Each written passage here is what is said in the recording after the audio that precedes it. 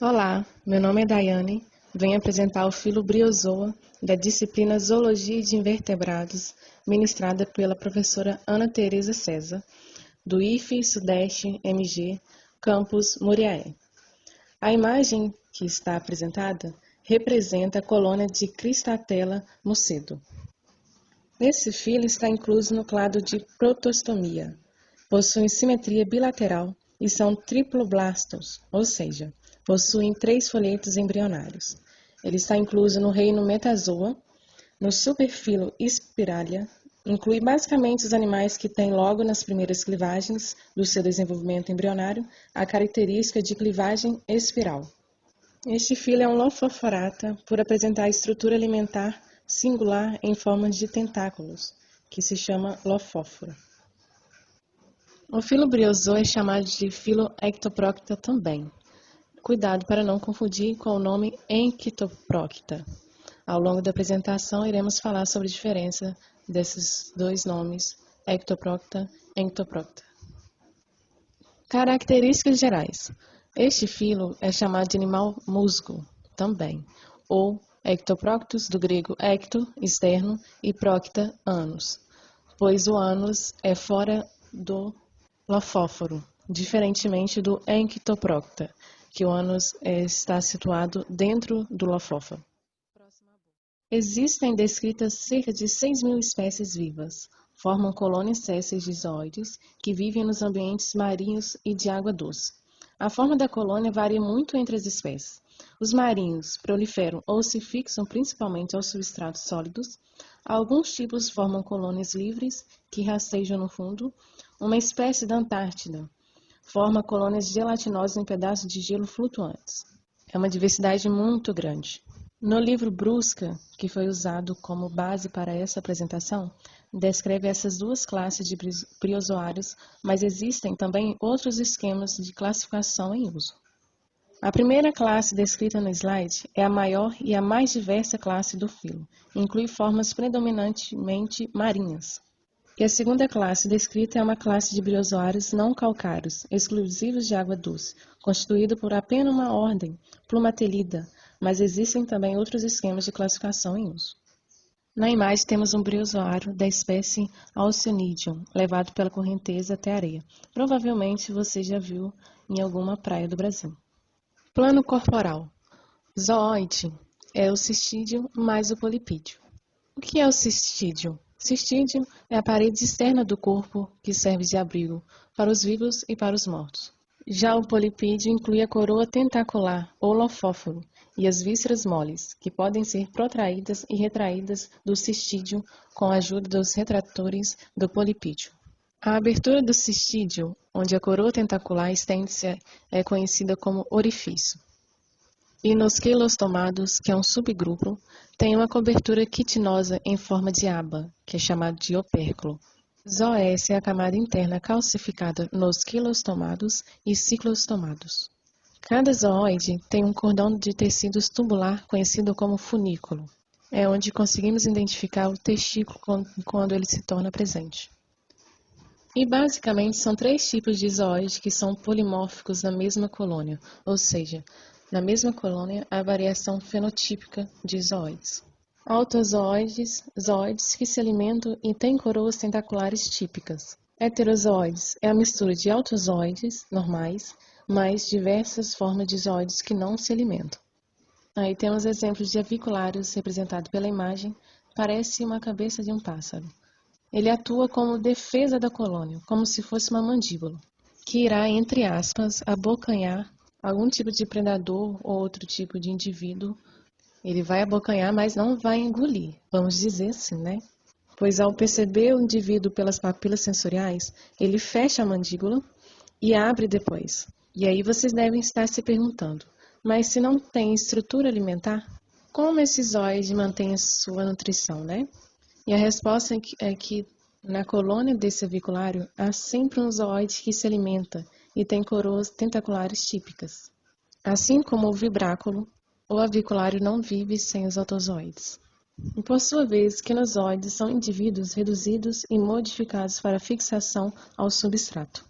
Sustentação e locomoção desse filo. Eles são animais sésseis, em habitats de água salgada ou doce.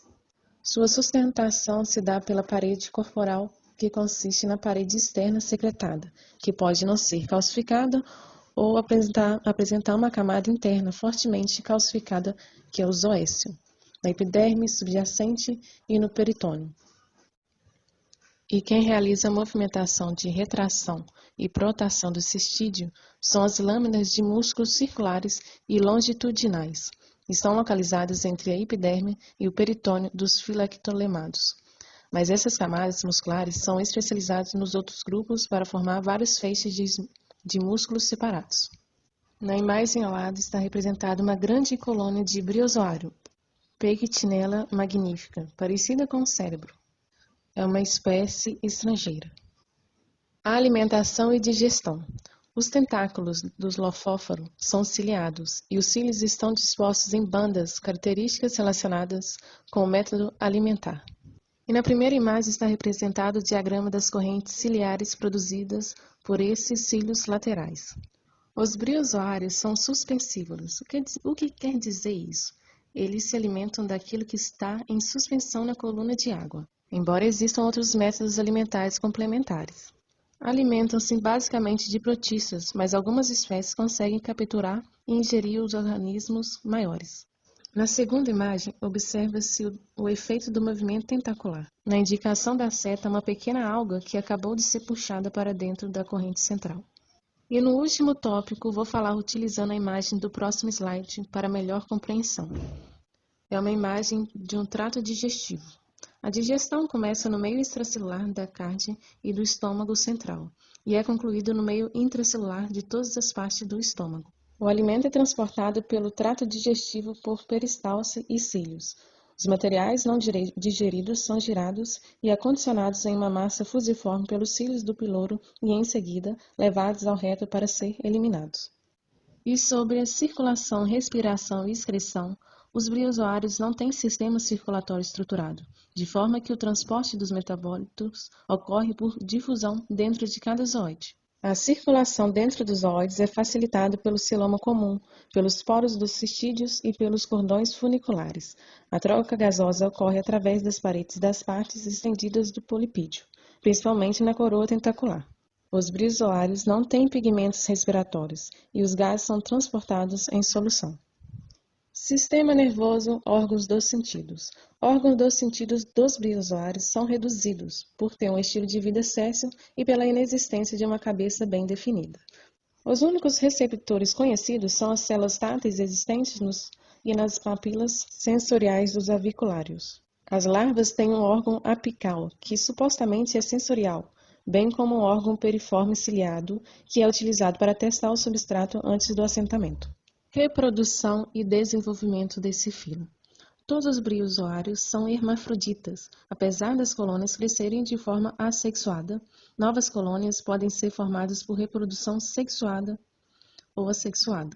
Na reprodução sexuada, geralmente os gametos são liberados diretamente na água, mas em algumas espécies a fecundação interna, com variadas formas de cuidado parental.